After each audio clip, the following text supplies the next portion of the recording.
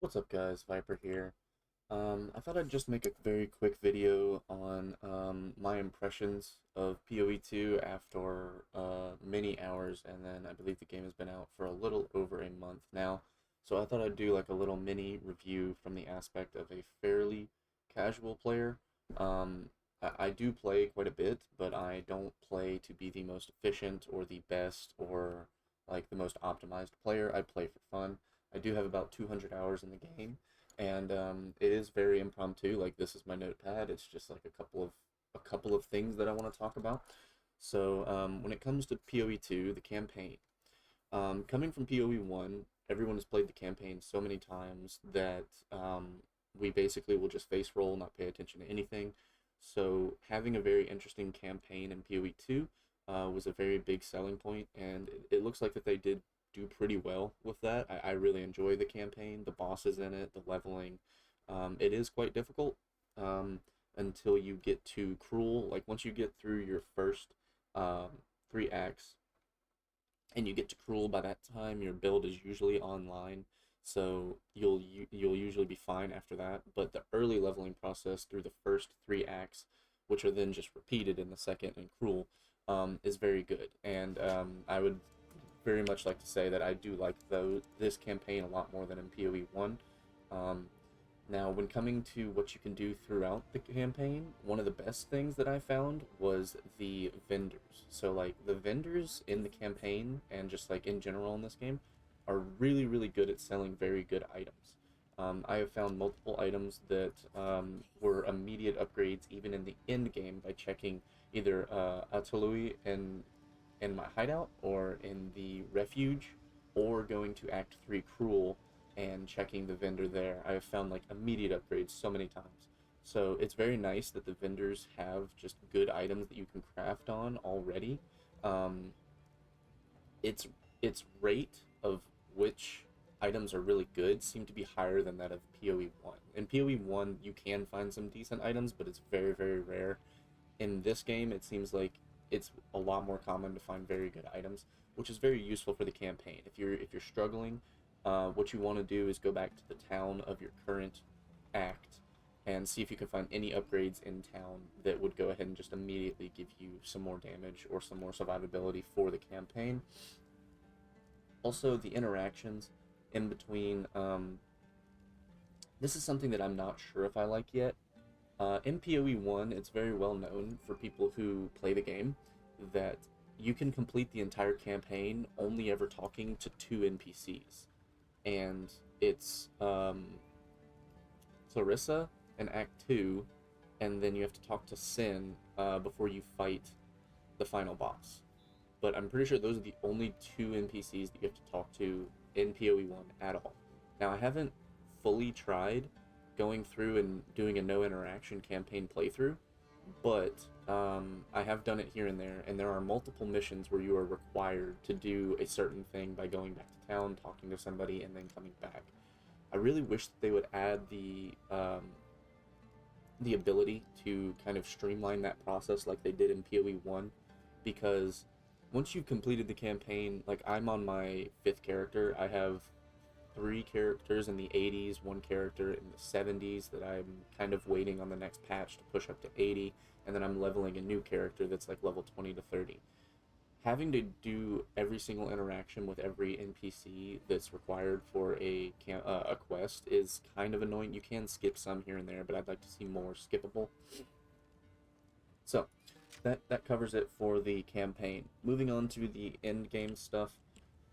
First thing to get out of the way is that the crafting in this game is dog shit. I absolutely hate the crafting in PoE2. It is so annoying to just close your eyes and pray with an item. From a transmute to an to a regal to 1 or 2 exalts, items ruined, you sell it. It is so, so, so annoying that there is no deterministic crafting in this game without omens. And omens aren't even the best way to create deterministic crafting. I was very let down with the way that they changed essences. I think that essences were some of the most useful and like some of the better designed things in PoE1 for crafting, because they wouldn't make your item overpowered. They would just guarantee one stat, right? And there were some people who found a way to make them overpowered. However, they were always pretty cheap, and they were just an easy way for even a casual player like me to understand how to make an item better.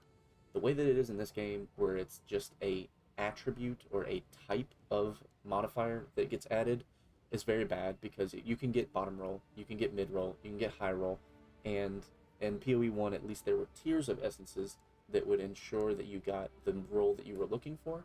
Also, you were able to reforge rare items. This is my biggest problem with PoE 2 right now, is the only way to reforge a rare item is through merging. You have to lose 2 items to do that. You should not have to do that. To reforge an item, I feel like essences would have been fine if they just made it so that the greater essences would reforge a rare item and still do what they did. I'd still be mad because, like I said, there's no tiers of essences anymore as far as 1 to 3 fizz damage to all the way up to like 60 fizz damage or something like that whenever you used to use it in PoE 1. Or like it would add 12 attack speed up to 20% attack speed depending on which tier of essence you used. I'm not sure if those are the exact numbers, that's just an example. But the fact that you can roll throughout the entire roll pool is extremely, extremely frustrating. Also, we have to go over the fact that there's no crafting bench in this game. That is also pretty infuriating because that was one of the main ways that you would get resist capped before you got to maps, and then you would find better items in maps, right? And you've heard it all throughout the game so far that people are still having problems with getting resist capped in the first place. So like having no way to guarantee resists is kind of annoying. You do have runes which are good for the early game and you will put them in your armor, but having a bit more of a way to ensure resists is quite nice. The quest items are fine, like the shrine that gives lightning resists. You have the fire person who gives fire resists, and then the witch that gives cold resist, right? So those are fine, but you only get 20% for each of those, so it's not enough, I believe, myself. Anything else to go over the crafting would just kind of be the difficulty of getting a good item, and the idea of just closing your eyes and praying is very annoying to me, and something that I hope gets changed. I would like to see them either implement a crafting bench that would allow small crafts like it is in PoE 1, or completely rework how essences work. I do not think that this works. I don't like the way that they work. However, who am I to say? They can do whatever they want. So we'll see how that goes. Alright, moving on to the main end game of PoE 1 for a casual player like me, which is just the mapping experience. I will complete pinnacle bosses maybe once or twice, but me, I'm the type of person who likes playing a bunch of different builds, so I will usually play a character till it gets to maps. I'll play it till like 80, maybe 90 if I really like the character, and then I'll switch over to another build. So normally my majority of PoE is playing maps. I will say I actually really enjoy the interaction of the map device, the fact that it is a movable, and like the fact that the maps are not the items, the maps are the actual stones that you can go to. That is a very nice thing. And I also really like the towers themselves are kind of bad and they need to be reworked. However, I love the precursor system. So like the precursor system, if you didn't play PoE 1 in the times when we had um, what were they called? Sextants. It kind of reminds me of sextants, where you can influence what happens within a map outside of the map's roles and outside of your atlas tree. In PoE 1 now, there's very few ways to influence what happens within the map without actually rolling it or putting it in your atlas tree. And the atlas tree is something that we will talk about later, as a later part right here, but just to show real quick, anytime that you've used a tower, obviously, I would like to be able to reopen a tower and see what's in there. That'd be very nice so that like you can see which one is giving what. But I really do like the precursor system. I like the fact that the map is not just the atlas screen like it is in PoE 1, it's just stagnant. I actually really like the idea that you can move around the maps, you can figure everything out, and then also see different layouts later on. Because in PoE 1, if you liked one certain map, you would literally click the same part on the screen 90% of the time. Like if you really liked Beach, which I really like Beach, or Strand, I really like Strand. On seasons where Strand is back, you literally will put a map, put a Strand in, play the map, put a Strand in, play the map, put a Strand in, play the map, vendor. And with this, I find myself a lot more like moving around the atlas and looking at different map layouts and like liking more map layouts. I actually like, I'd say probably 8 to 10, no, yeah, probably like 8 map layouts so far. And those are just the ones that I can think of off the top of my head. I'd probably like more than that. I just missed them in my little cursory glance. I also really like the idea that where was he? Where was he? The nameless seer is just randomly on the atlas at some point. Instead of just like you can plan to go visit him basically. Whereas in PoE 1, you'd kind of just come across him and you'd be terrified or like super surprised.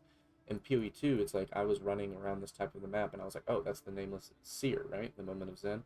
So I did all these maps and then I made sure to come in there with my fingers crossed and praying to GGG, and I got something worth a couple divs, I think. Also, I really like that the hideout system is behind the maps. It's very cool going into a new hideout and just clearing it out just like you would in PoE 1, but doing it in the maps. Alright, as far as the maps go, that should be pretty much everything. Now let's move on to the Atlas screen. There are no real league mechanics in the Atlas so far, besides the ones that, if you've watched my stream, I personally hate. I hate Ritual, I hate Sanctum and Delirium. I hate those three. I don't really care too much for Expedition. I do really love Breach in PoE 1, and PoE 2 it's been a lot of fun as well. But I really do love Breach, so that's like the only league mechanic that came over that I liked, which is kind of unfortunate.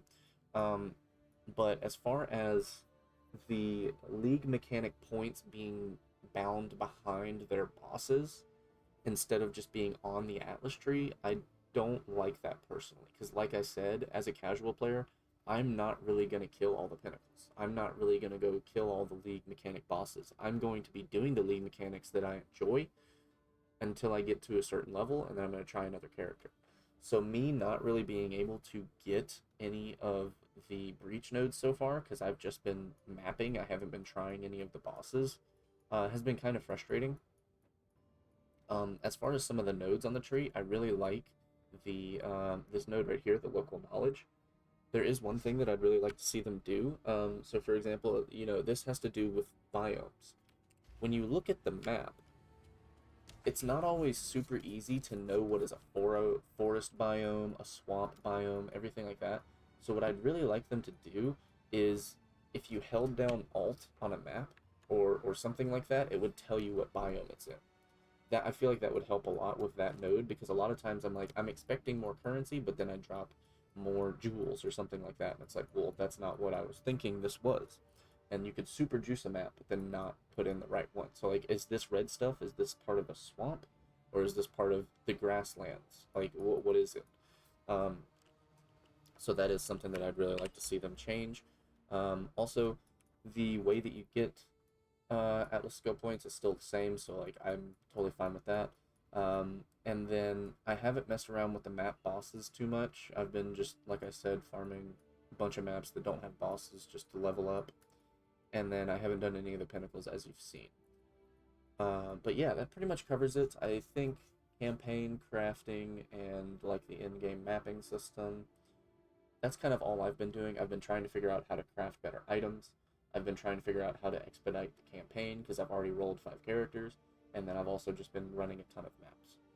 So that's kind of my initial 1 month in, what I think about the game from a casual perspective. Let me know how you guys feel, whether or not you're still enjoying it. I still very much am enjoying PoE 2, but it will wear off whenever I run out of new ideas. Because right now I'm enjoying it because I'm trying a bunch of different builds that are not as prevalent or as possible in PoE 1. Whenever I run out of those, I might have to look for something else to do in PoE 1, or hopefully at that point the new league in PoE 1 will have come out. And then we can swap over, and then when the new PoE league and PoE 2 league comes out, we can swap back over and try the new mechanics that they're going to add. But yeah, that's basically going to wrap it up here for me, guys. We're still really enjoying the game. Let me know how you're feeling. Let me know how you feel about some of the things I mentioned, and if you have any ideas. But until next time, thanks.